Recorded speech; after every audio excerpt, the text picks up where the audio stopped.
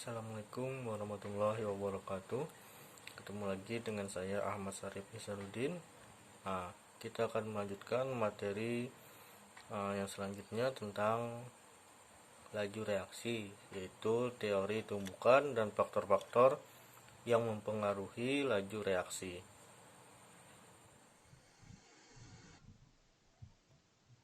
Nah, sekarang kita akan bahas tentang teori tumbukan dan faktor-faktor yang mempengaruhi laju reaksi.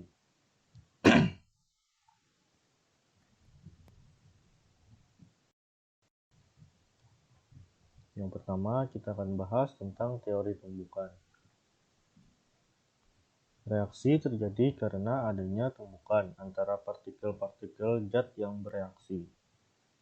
Namun, tidak semua tumbukan menghasilkan reaksi karena tumbukan yang terjadi harus punya energi yang cukup untuk memutuskan ikatan zat yang bereaksi. Nah, ini contohnya. Nah, yang pertama, tumbukan dengan energi yang tidak cukup. Nah, yang kedua, molekul terpisah kembali, tumbukan tidak berhasil.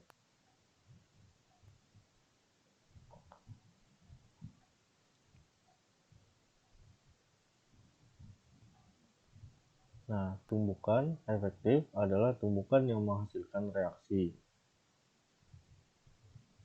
Nah, yang pertama, tumbukan dengan energi yang cukup, ikatan-ikatan akan putus dan terbentuk ikatan baru. Contohnya seperti ini.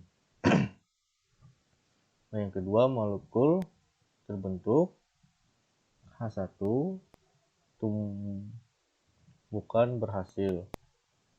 Nah, energi minimal yang diperlukan sebelum tumbukan terjadi dikenal sebagai energi pengaktifan atau energi aktivasi. Ini contohnya. Selanjutnya. Nah, kita akan bahas tentang suhu. Nah, kenaikan suhu dapat mempercepat laju reaksi karena dengan naiknya suhu, energi kinetik partikel zat-zat mengikat sehingga memungkinkan semakin banyaknya tumbukan efektif yang menghasilkan perubahan. Nah, ini contohnya.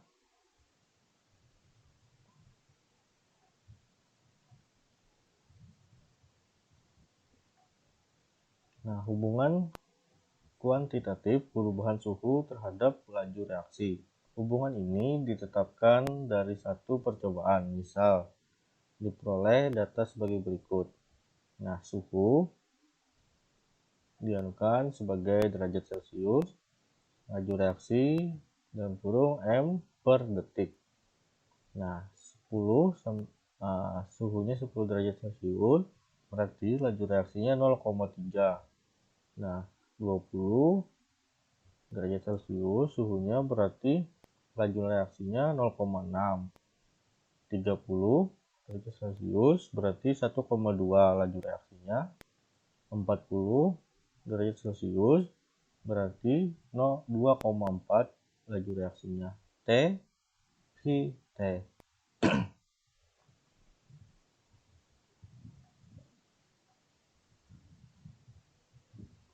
Nah, hubungan kuantitatif perubahan suhu terhadap laju reaksi. Dari data diperoleh hubungan setiap kenaikan suhu 10 derajat Celcius, maka laju mengalami kenaikan 2 kali semula. Maka secara matematis dapat dirumuskan V T sama dengan V all dikali 2. T dikurang T 0 dibagi 10, di mana Vt sama dengan laju reaksi pada suhu T, sedangkan V0 sama dengan laju reaksi pada suhu awal dalam kurung T0.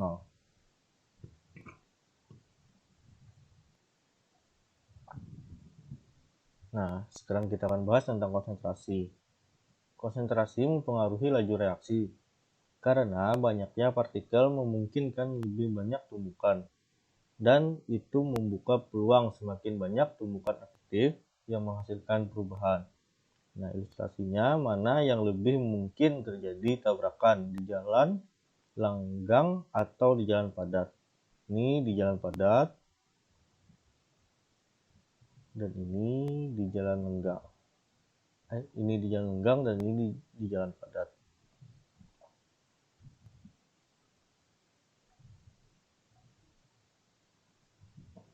Nah, hubungan kuantitatif perubahan konsentrasi dengan laju reaksi tidak dapat ditetapkan dari persamaan reaksi, tetapi harus melalui percobaan.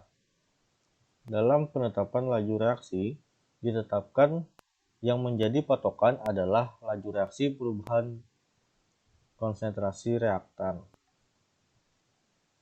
Ada reaktan yang perubahan konsentrasinya tidak mempengaruhi laju reaksi. Nah, delta dalam kurung reaktan sama dengan delta V. Delta dalam kurung reaktan sama dengan X sama dengan delta V sama dengan 1. Xn sama dengan 1, N sama dengan 0.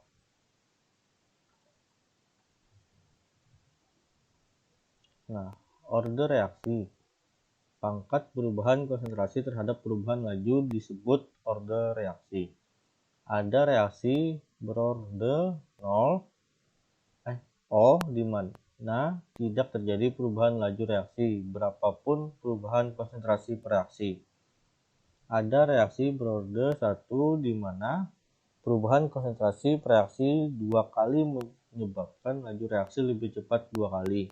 Ada reaksi berorde 2 di mana laju perubahan konsentrasi per reaksi 2 kali menyebabkan laju reaksi lebih cepat 4 kali, dan seterusnya. Nah, grafik hubungan perubahan konsentrasi terhadap laju reaksi. Reaksi order 0, reaksi order 1, reaksi order 2. Laju reaksi grafiknya, ini konsentrasinya.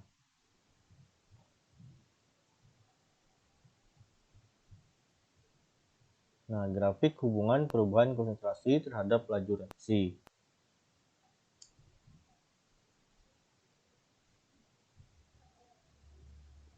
Nah, grafik hubungan perubahan konsentrasi terhadap laju reaksi.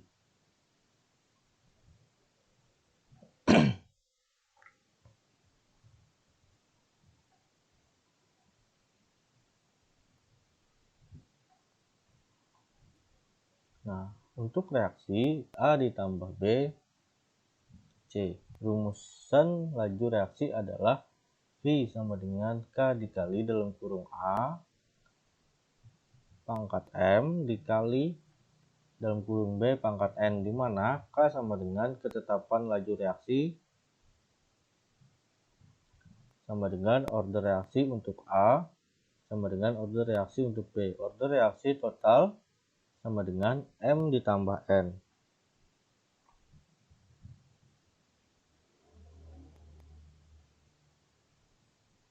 Nah, rumusan laju reaksi tersebut diperoleh dari percobaan.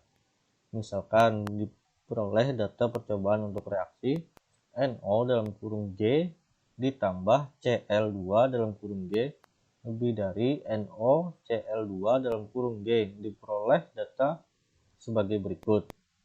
Nah, ini datanya.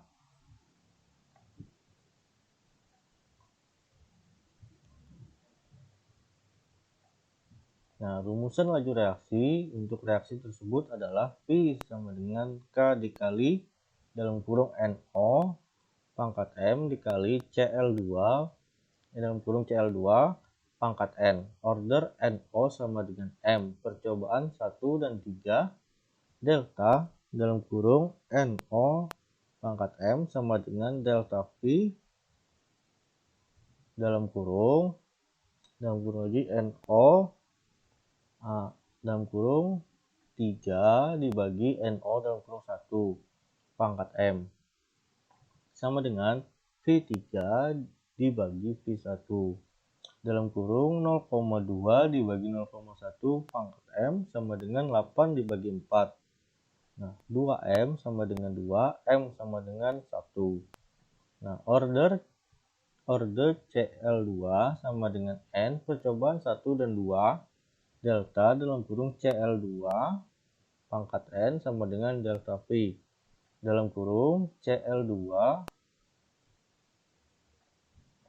2 dibagi CL2 1 pangkat N sama dengan V2 dibagi V1. Nah, dalam kurung 02 dibagi 01 pangkat N sama dengan 16 bagi 4. 2N sama dengan 4, N sama dengan 2.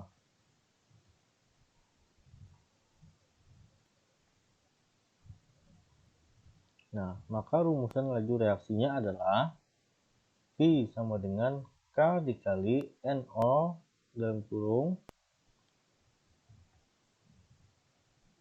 pangkat 1 dikali dalam kurung CL2 pangkat 2.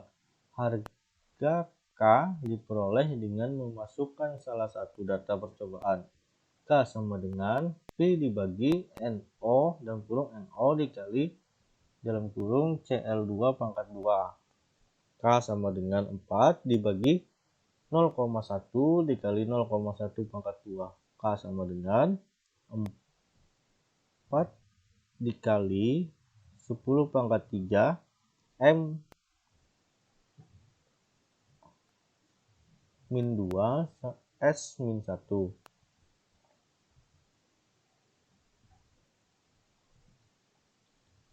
Maka laju reaksi pada percobaan 4 adalah V sama dengan K dikali dalam kurung NO dikali dalam kurung CL2 pangkat 2 V sama dengan 4 dikali 10 pangkat 3 dikali 0,3 dikali 0,3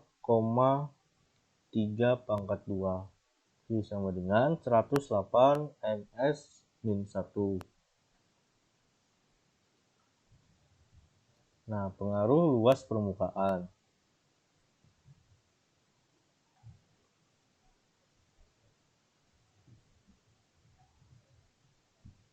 Nah, bagian yang bertumbukan. Di sini.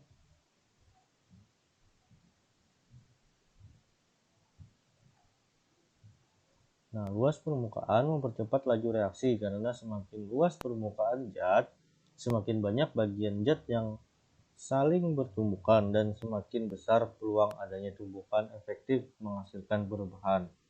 Semakin luas permukaan zat, semakin kecil ukuran partikel zat. Jadi, semakin kecil ukuran partikel zat, reaksi pun akan semakin cepat. Nah, kita akan lanjut. Sekarang katalis.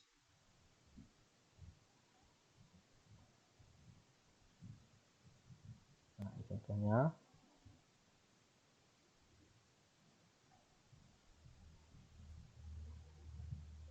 Nah, katalis adalah zat yang dapat mempercepat laju reaksi. Ada dua jenis katalis. Yang pertama adalah katalis efektif, yaitu katalis yang ikut terlibat reaksi dan pada akhir reaksi terbentuk kembali. Yang kedua, katalis pasif, yaitu katalis yang tidak ikut bereaksi, hanya sebagian media reaksi saja. Bagaimana katalis bekerja akan kita bahas pada teori tumbukan.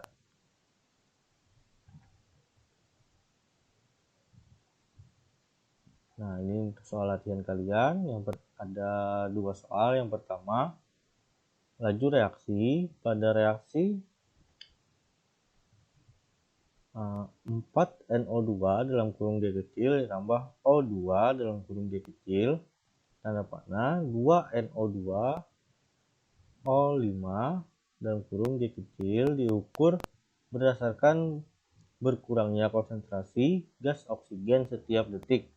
Jika pada suhu tertentu laju reaksinya adalah 0,024 mol per L detik. Hitunglah laju reaksi jika diukur berdasarkan A. Berkurangnya gas NO2 setiap detik, B. Berkurangnya gas N2O5 tiap detik. Soal yang nomor 2, setiap kenaikan suhu sebesar 10 derajat Celcius mengakibatkan suatu reaksi berlangsung 2 kali lebih cepat. Jika reaksi terjadi 20 derajat Celcius, reaksi akan berlangsung selama 30 menit. Nah, yang ditanyakan berapa lama reaksi tersebut akan berlangsung pada suhu 40 derajat Celcius.